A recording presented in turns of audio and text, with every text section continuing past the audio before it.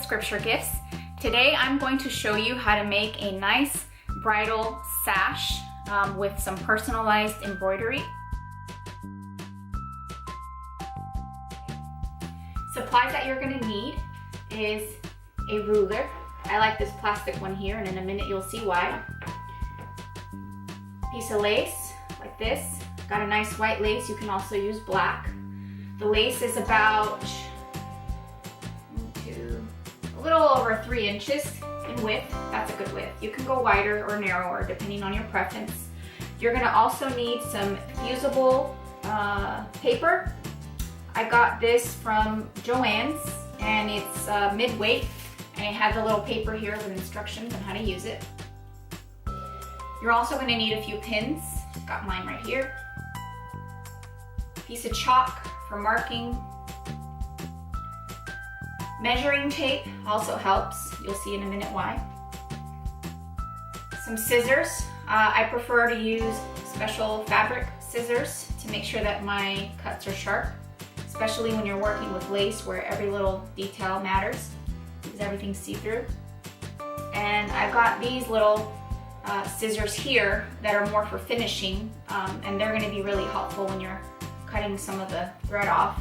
And optional, I like to use a serger like this one back here to finish off the edges. You don't have to, but I think it looks nice and much more professional finish when you serge the edges. So those are the supplies you're gonna need. Oh, also the iron. Hello, it's right here. You're gonna need an iron to iron this fusible paper on here. And those are the supplies that you're gonna need. So let's go ahead and get started. Okay, so the first thing that I'm going to do is I'm going to take my piece of lace and I'm going to measure its width, but I'm going to try to measure from the narrow point to the narrow point. So here I've got about 2.5 inches or so. So now I'm going to take this same ruler and make sure to cut a strip of this fusible stuff that's gonna fit inside the width of my piece of lace. So I'm gonna go about 2.5 inches here. Then I'm gonna take my chalk and I'm gonna just mark straight down like so. And get all the way down to 2 yards because my piece of lace is 2 yards long. So I'm gonna need a strip that's as long as my lace. So I'm gonna cut straight down and I'm gonna end up with a strip like this. This is what the finished one looks like. And it's gonna fit right on my lace all the way down. I'm gonna turn my iron to the hottest setting. And following the instructions in my fusible webbing that I bought, I'm going to put the bumpy side. When you feel this, there's going to be a side that's bumpy and a side that's smooth like paper. I'm going to put the bumpy side against the lace and I'm going to line it up. It's a good idea to use pins. You have time while the iron's heating up anyway. So just kind of hold it in place because it is a really long strip. It's 2 yards long. I'm gonna go all the way down. Make sure it's lined up.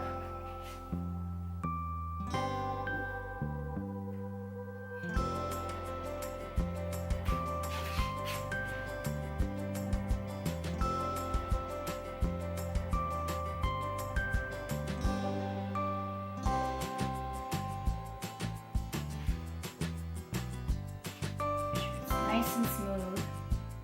My iron getting hot. Feels hot enough for me. Make sure your fingers are not delicate because if you do that and your fingers are delicate, that's gonna hurt. I'm Mexican and I grew up heating up tortillas over a hot stove, so I have like no feelings in my fingers. be really careful trying that at home. All right.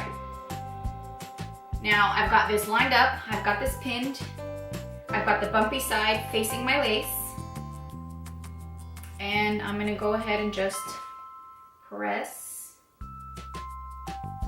very gently, because this stuff's gonna melt. The glue, the adhesive on my fusible paper is gonna melt onto this lace.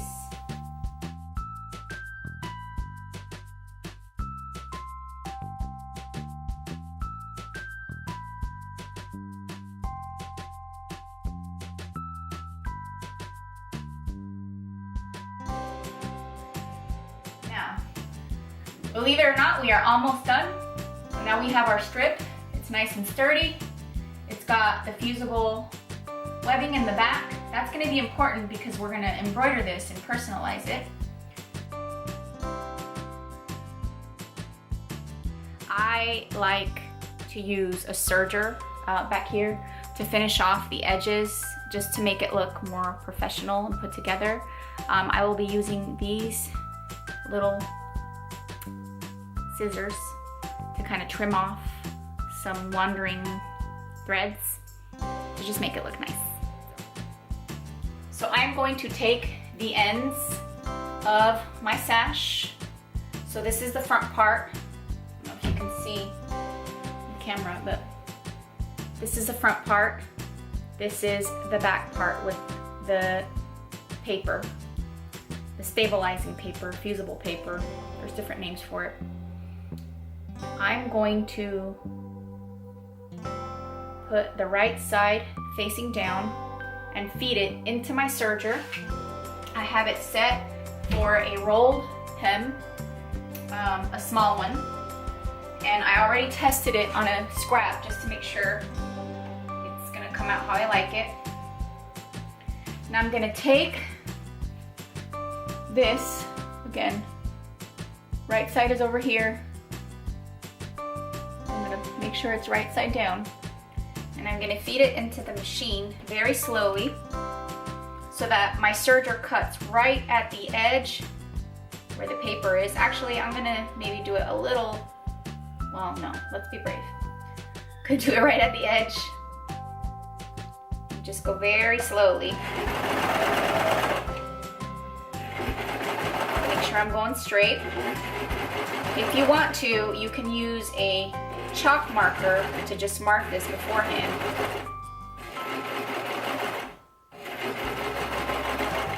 Go very slowly. Finish it off.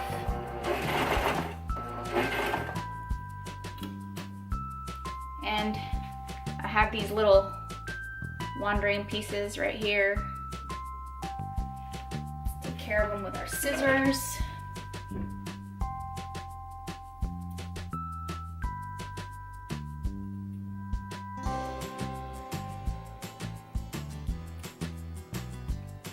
It's just perfect.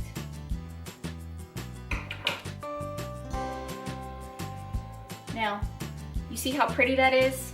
The edge just kind of blends in to the rest of the lace. It's kind of a pain to do this step, but I definitely think it's worth it. It just looks way better. So now we're going to prepare for the embroidery. What I'm going to do is I'm going to take the sash and put it over a mannequin so I can just measure out the space that I want to embroider into. You can, at home, use yourself or a friend and a few pins. Just make sure not to stab yourself, and definitely don't stab your friends. I'm going to use this mannequin just because it's easier for demonstration purposes, but you really don't need a mannequin. So here I have my sash placed over my mannequin. I've pinned the end of it so that I can model what it's going to look like when it's worn. The top pin is a good guide to give me an idea where to begin the embroidery, and the bottom pin is a good guide to give me an idea where to end the embroidery. I already know that my lace is about 2.5 inches thick, so I'm going to try to make my font, my text, no taller than 2 inches thick, and I'm going to take my measuring tape, you know, like toward the end, and we're finally using this thing. And I like to use measuring tape rather than the ruler, because the ruler here is a little stiff, so it's kind of hard to get an accurate measurement when you're trying to capture measurements for something soft. So here I begin measuring. I've got to fit my text within 24 inches. So as long as my text is no longer than 24 inches, it should fit the length of my sash.